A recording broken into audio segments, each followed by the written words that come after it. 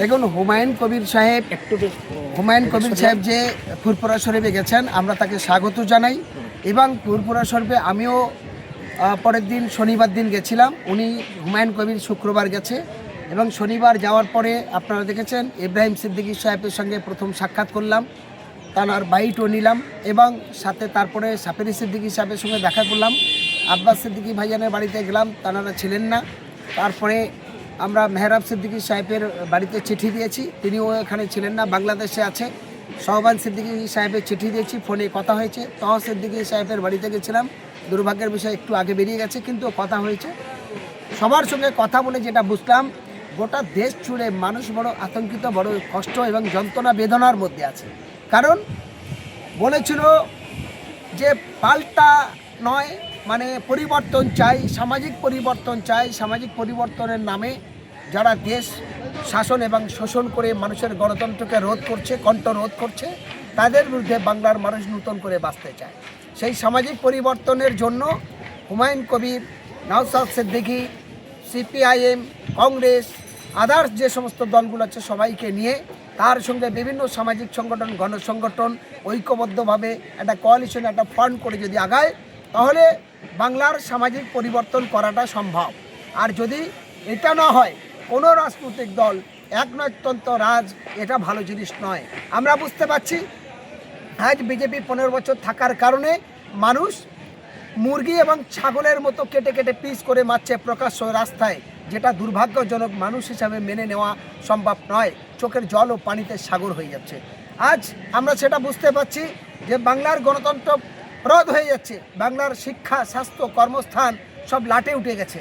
ছেলেমেয়েরা চাকরির জন্য পড়াশোনা শেখার পর তারা কলকাতায় ধর্নায় বসছে।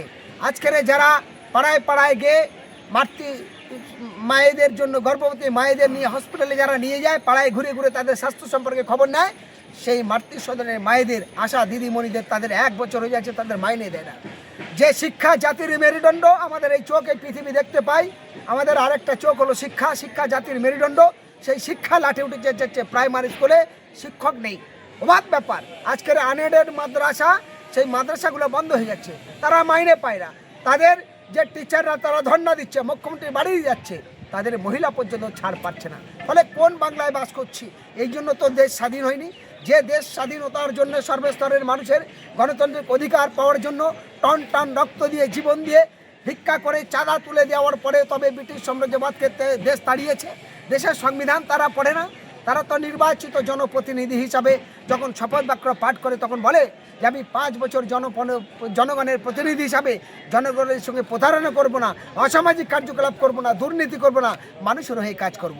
আজ কি দেখছি?